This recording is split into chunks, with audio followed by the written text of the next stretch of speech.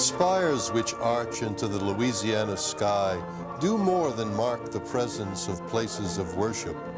They are rather history writ in stone and timber, telling the story of a people and a community. They speak to the faith and aspirations, loves and fears, lives and deaths of the people who enter their walls. The churches of the city of Gretna tell also of the settlement of this community from the East Bank. The story of a city is the story of the families who settled it, and the story of the churches is the story of the families who pray.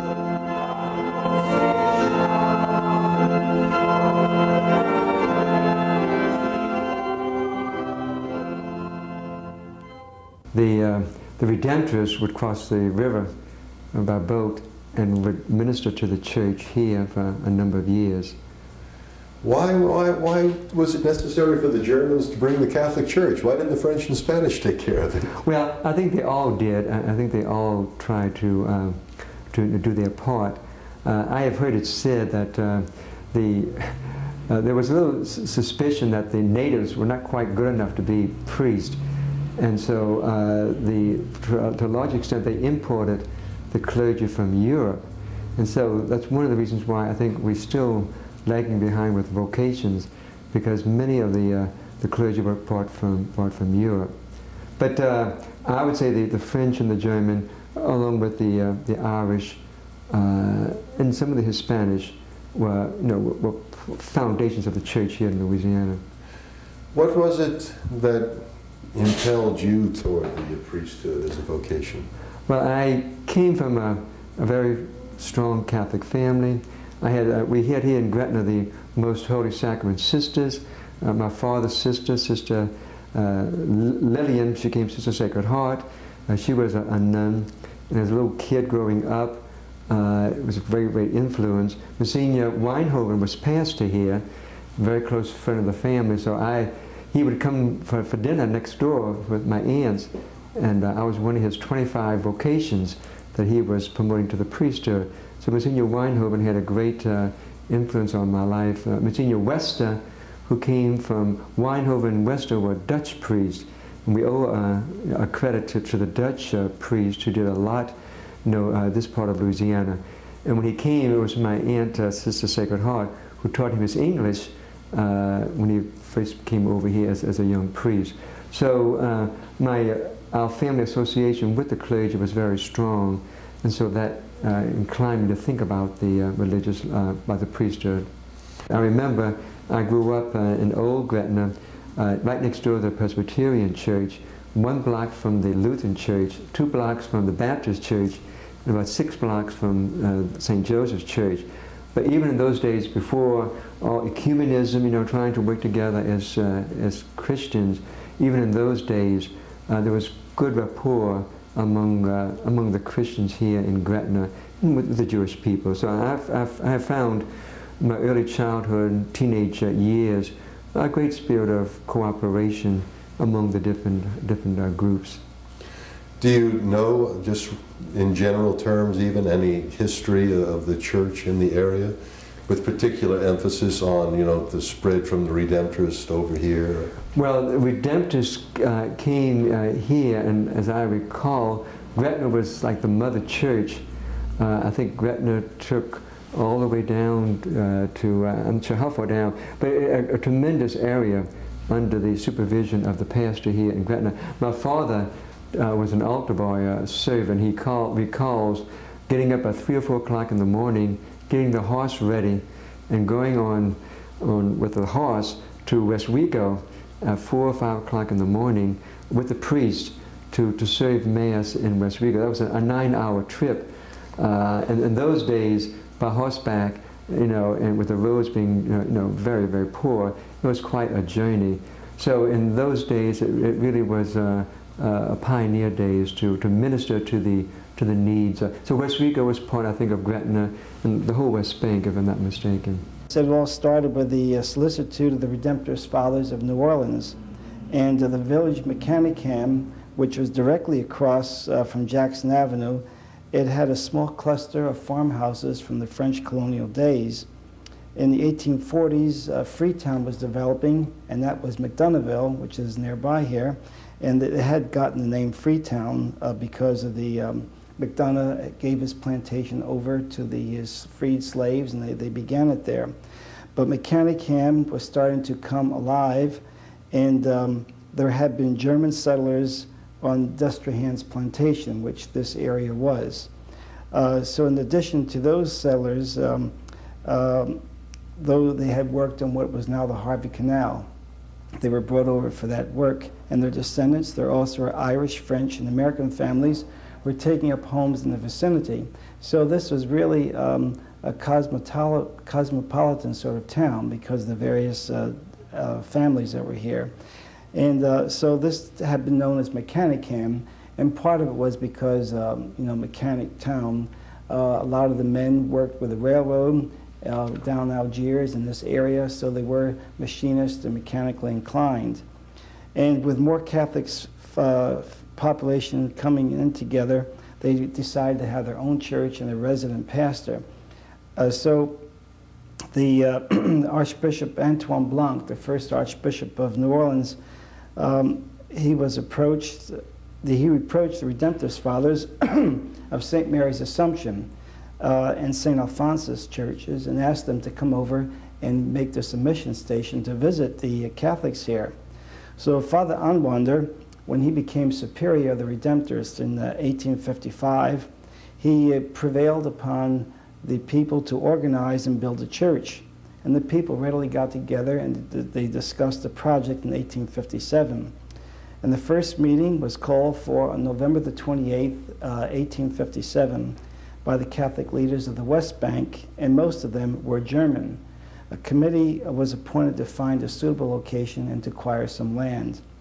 And so the annals of the Redemptorist Fathers from that time, they have a record of the first Mass offered here in Gretna or Mechanicham, and it states, December the 25th, 1857, on this happy Christmas morning, Reverend Father Superior Thaddeus Anwander celebrated the first Mass that was ever offered in Gretna in Mr. O'Donnell's house. The first pastor who came down permanently was Father Bogerts, Bogaerts, and he was appointed here by Bishop Jean-Marie Odin in May of 1861. And so as the first pastor, resident pastor, his job was to really begin the setting up of the parish.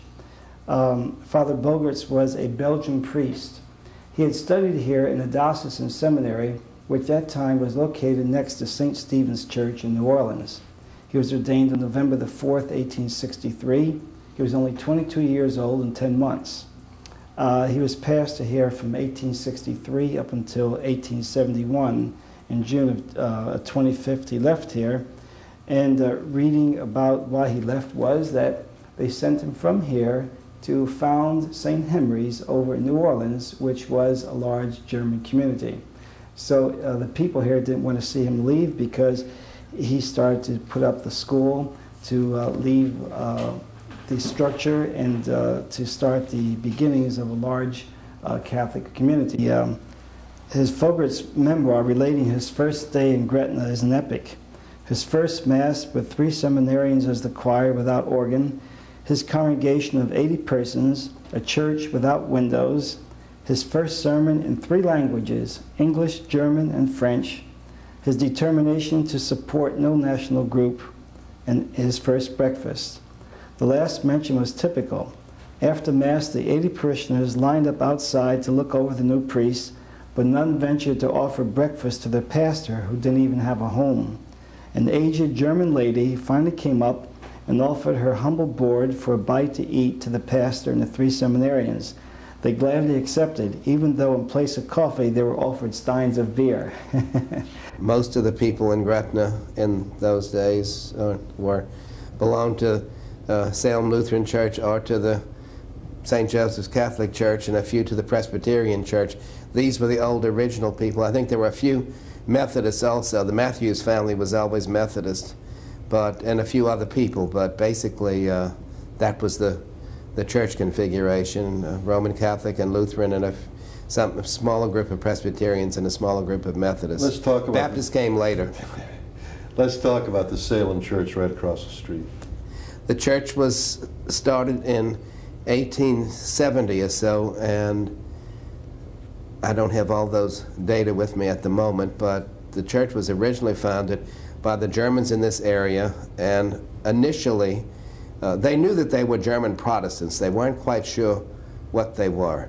And initially they joined the Presbyterian Synod of Louisiana, and for a year or two they were Presbyterian, and then they realized that they were really Lutheran and not Presbyterian, and they became members of the Lutheran Church and officially, and the church became known as, officially the church was named the Evangelical Lutheran Congregation of the Unaltered Augsburg Confession, and that was the official name until our new constitution quite recently. They used to go over to New Orleans and about the same time Trinity Lutheran Church in Algiers began, about the same time. But I know my grandmother was, on the other side of the family, was confirmed, or was baptized actually, but she was baptized at the First Street Presbyterian Church, which is on, I don't know if you're familiar where that is. It's a very old, lovely building on First Street, near Magazine. And I don't even know if it's still in existence anymore. It was written up a few years ago about one of the historic things that need to be done. But it was apparently also a German Protestant church, and it technically was Presbyterian at that time. But they all became members over here.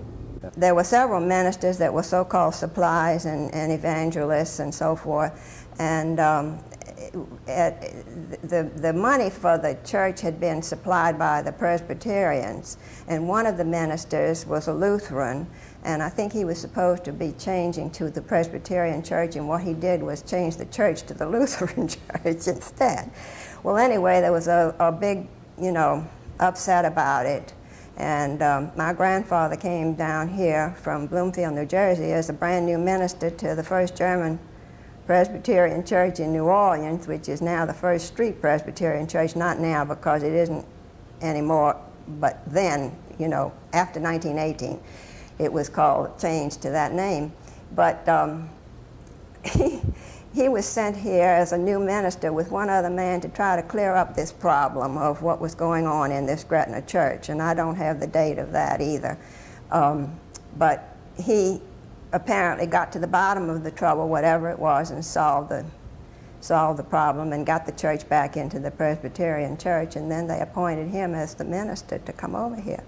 So they lived then on First Street, where the First Street Presbyterian Church was, 800 block, and he'd walk over to the Jackson Avenue ferry, take the ferry on Sunday afternoon, and every Sunday afternoon he was gone and coming over here to have service at the Gretna Presbyterian Church. I think he did that for 35 years. Well, there was apparently a Protestant group, and of course the Presbyterians were always anxious to increase their numbers, and it was a sort of a missionary work to come over here and serve the Presbyterian population over here.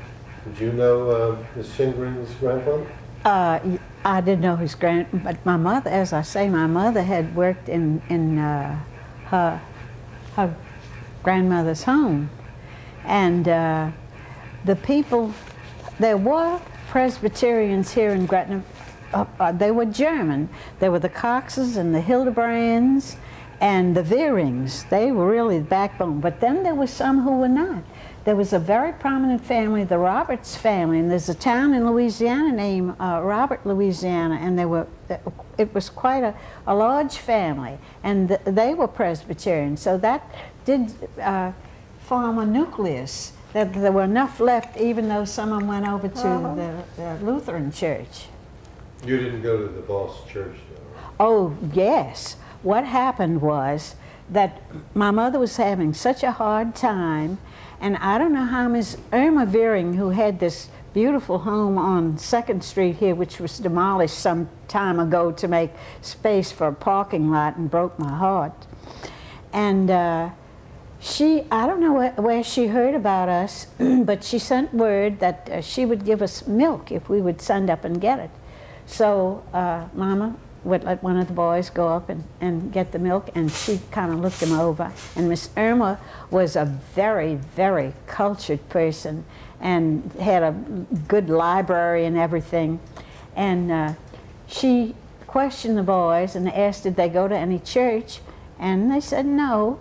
And she said, well, well, they didn't have shoes. That's the truth. So she took one of them up to Samuel's store and bought them some easy walkers. And so they had shoes to go to church, so Mama consented to let us be sent to Presbyterian Sunday School. And of all things, who I'm sent to, it was a little green church, and we beginners sat in little red chairs, and our Sunday school teacher was Miss Hilda Cox, the sister of Miss Helen Cox, and they were educators. And she was so fascinating and so kind and loving with us, and we had quite a group. We had some other people who, now for instance, there were some people who had come down here from the north in connection with some of the industries. There was the family, the Bruton family, that had, and Bruton had two daughters, and his daughters, they were connected with Gulf Refining Company, and they lived in company houses, and they, also the Platticks, who had the drugstore in Gretna, were Presbyterians. And I was brought up with a nucleus of Presbyterians, and we went all through Presbyterian Sunday School, and Dr. Vos, we were acquainted with him because he would come over for the Christmas program, and I never heard the Christmas story read the way he read it. And he would go to this little wheezy organ and play Joy to the World, and we were so impressed. And his son, Ray, who was this lady's father, was the superintendent of the Sunday school. Well, when you say that he played the organ, he was one of the few people who could play the organ and the piano. He had a good touch on both, which is apparently unusual because they are two different methods entirely of playing. Yeah. But he could beautifully play both the piano and the organ. Well, they still have that same little organ over at the Gretna Presbyterian Church. You know, it's an artifact. And a sidelight on the organ business, which I don't know about the Gretna Church, but the First Street Church, my father was always in the back pumping the organ. Yeah. And that's an insight that you don't realize, that there had to be somebody doing the work, and he was back there pumping the organ. The construction of the early churches sometimes called for a certain amount of ingenuity. One story of dedication and a determination to glorify God and erect the church building for the congregation of the Gretna Presbyterian Church illustrates this. The story begins during the Spanish-American War with an idea to raise funds to build the church. The idea was conceived in the mind of Miss Winona Robert, who had lost both hands at the age of 10 in a sugar mill accident at the family farm in Robert, Louisiana. She determined to help build a church for Gretna Presbyterians. She soon had virtually all the citizens of Gretna, of all faiths and in all walks of life, donating 10 cents to $10 to have their names embroidered on a quilt. The ladies of the congregation made the squares. In each square, initials and names of friends were embroidered for a donation to the building fund. When the squares were put together and the quilt was completed, it then became the property of the church. Handed down through the Robert family, the quilt came into the possession of Miss Agnes Cross, longtime organist of the Gretna Presbyterian Church, and her brother, Mr. Frederick Cross, niece and nephew of Miss Winona Robert. Once again, the quilt has become the property of the Gretna Presbyterian Church, now located at 101 11th Street in Gretna. The quilt has been restored to museum standards. The present structure was built in 1951. The structure that I remember from my childhood was built in, I believe, 1909 or 1914, sometime between 1909 and 1914. and was heavily damaged in a hurricane in the late teens, I believe, and was never quite in good shape after that. It was a wooden Gothic structure, which is known as Carpenter Gothic nowadays, or maybe then too, and was a very beautiful church. And then, but it could not be used any longer. And ironically enough, the church rented the Presbyterian church at the next corner and used it for service. Very graciously, they let us use their church for service, and then I guess from 49 to 51 till this building was finished, or along the way they used the parish house here. So maybe for a year or two there were services were in the late 40s were in the Presbyterian church. This church was demolished and then this one was constructed. But that church was from 1914 to 1949. And there was another church before that, which I believe that the Historical Society has pictures of, or I have pictures, but I can't put my hands on them right now. And this church always had a school. There was always a school with the church also. It was originally run by Miss Georgiana Hildebrand, and I think she also played the organ in the church, but it was also known as, no, I'm sorry. Please. It was Miss Lulu Hildebrand. There were two Hildebrand sisters, Georgiana and Lulu. This is long before my time, but Miss Georgie, as they called her, I believe one played the organ, the other one ran the school. And it was always known as Miss Lulu's school. And Miss Lulu died, and then after that, other people took over and ran the school. The church officially ran the school, but in the old days, it was known as Miss Lulu's School, and this was before the days of much public education in Gretna. People in the churches were so interested in the children. The Catholic Church was predominant, and the schooling was mainly, before the public school system was established, there were church schools, and the people connected with that, some of the teachers must have been volunteers, and they were so interested in the children and so kind. And there was a Catholic Church was predominant, and then the Lutheran Church and the Presbyterian Church in Gretna. But in McDonoughville there was a Catholic Church, and McDonoughville, then when the public schools began to come in, John McDonough had died, and in his will he left money to the school system of New Orleans and McDonoughville. And so McDonoughville had a little public school called McDonough 26, which is still in existence.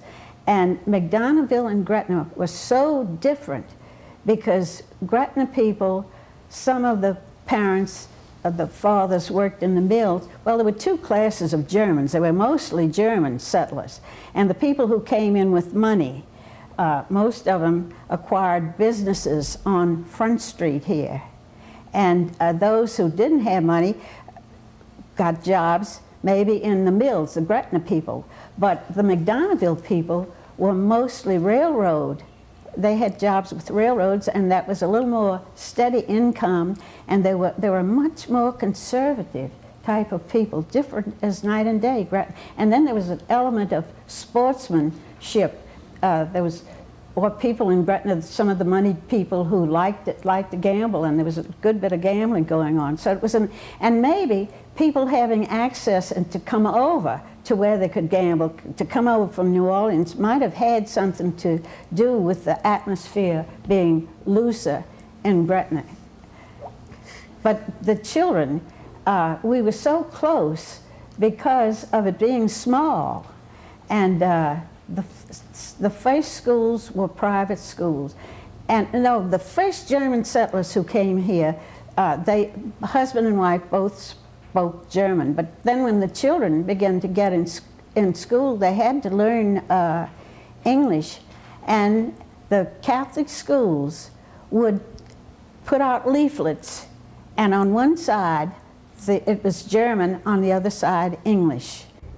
People from Algiers who wanted to get a better college preparatory education came to Gretna High School rather than, because I don't know when Berman began, but a lot of people came from Algiers to Gretna to go to high school. And there was still some in my class in high school who came from Algiers rather than going to Berman. So education, I think, was fine, and I think we had the Gretna No. 2 school and the Gretna No. 1 school and McDonough 26 in McDonoughville. And you realize this is all before the days of integration, and so that we can't talk about how things might be at those schools Some today. of your early teachers probably are people who now have schools named for them. Helen Cox. Helen Cox was the principal of the Gretna High School Lucille until my senior year. Miss Helen, as she was called, Miss Helen. Miss Chabonnier was my chemistry teacher. She also taught French, and Imogene Barrett taught English, and Agnes Cross is still alive and still lives in the nursing home now, and Agnes taught history, and she also taught algebra. I think the principal of my senior year was Alvin Gearing, and he's still alive, and I think you could probably get some information on education from him. But I think we had a good system of education. More so with my sisters. I had one sister who graduated in 1934, and that was really the height of the Depression. And people in high school in those days took everything they could take because they knew they weren't going to go any further. Most of them were not going to go further than that. My family all happened to go to college. But they took 4 years of Latin, they took 4 years of English, 4 years of math, they took all the history and things that they could take, because this was going to be their cultural foundation and education forever. And later on, when Miss Helen Cox was still the principal, as the state of Louisiana relaxed graduation requirements, Miss Helen never let the students know this. So that one took English as long, even if you were not the best student, you took English as long as you were in high school. And you took math as long as you were in high school. I don't think she ever kept anybody from graduating because they didn't do it, but they met the state requirements. But people didn't know that they could have graduated in those years with much less than they did. Cities, like people, have their own genealogies. The families who pour their lifeblood into a city sometimes move on to other places. The city of Gretna is fortunate that its people have remained to grow with it. The result is a symbiosis of place and people, each sustaining the other. We have shared with you the city and the people who have done their growing together.